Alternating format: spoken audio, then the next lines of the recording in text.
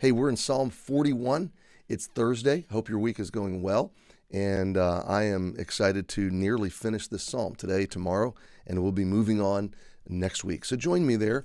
And we've been tracking David's journey through his relational complexity. And, you know, if you think about it, most of our struggles, many of our struggles, are relational. They're conflict with people that we love or are called to care for. And that's built upon expectation. We're called to love, and others are called to love us. And when we don't receive what we need, we get discouraged, or we get offended, or when an expectation is failed that we feel we deserve or owed, all of a sudden those relationships become combustible. Well, David's experiencing real significant relational problems. I mean, big betrayal and loss and political conspiracy, and it's really deep. And in this psalm, what he's doing is he is going directionally. First of all, he meditates on his responsibility to others, how he treats and responds to others. And then he vents and kind of pours out how others are treating him, and he takes that to God, which is a healthy thing. It's a good thing. Instead of becoming vengeful or letting it boil up or spill out or explode, he takes it to God. So it's how he should be handling and responsible to others and caring for and loving others, how they are mistreating him, betrayal and conspiracy, and frankly, they want him dead. And then finally, he's going to land with how God cares for him. And that's what's beautiful about the structure of this psalm. He begins with his responsibility to look outward. He carries his burden of loneliness, really, and betrayal to God. And then he discovers or rediscovers or basks in the fresh light of how God is caring for him. So in the first position, blessed is he that considereth the poor. In the second position, but mine enemies speak evil of me. You see the direction shift. And then he's musing to God and pouring out to God, and it's a little bit introspective, but it's just laying up his burdens.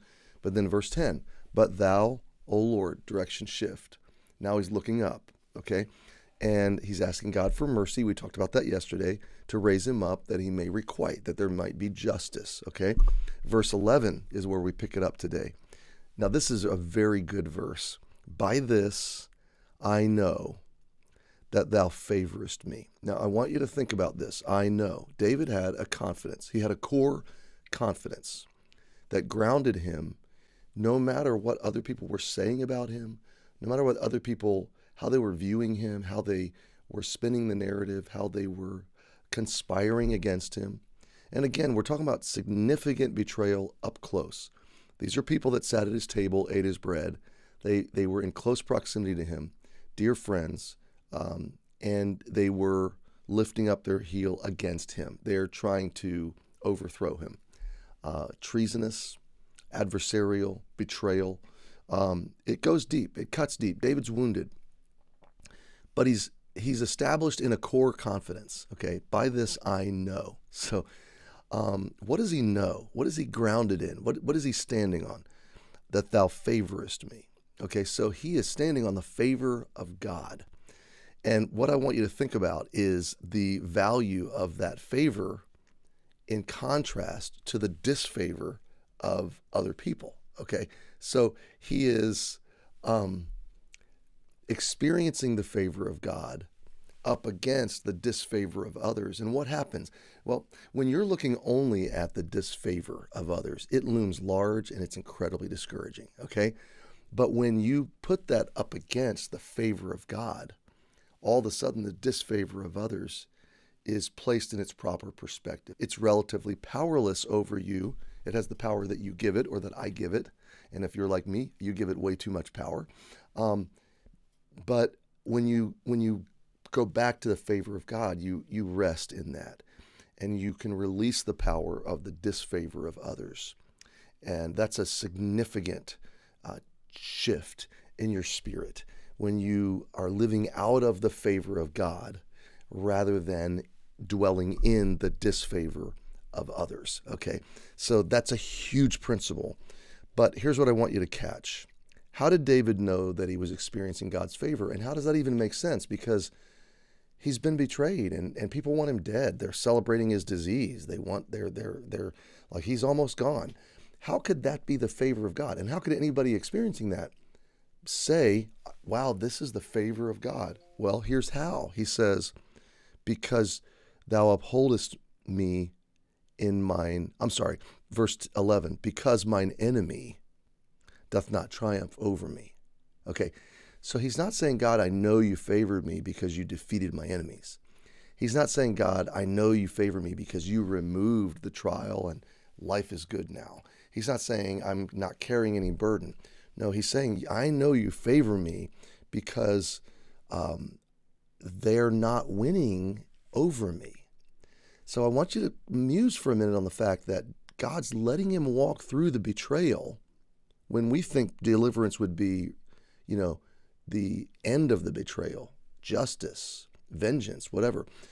God's will is, no, I want you to experience this betrayal, and I'm going to walk with you through it, and I want you to know I'm favoring you in it. How did the favor show up in the middle of the betrayal? It was that his enemies didn't triumph. Their plans didn't work. Their stories didn't stick. Their vain imaginations never were able to be materialized.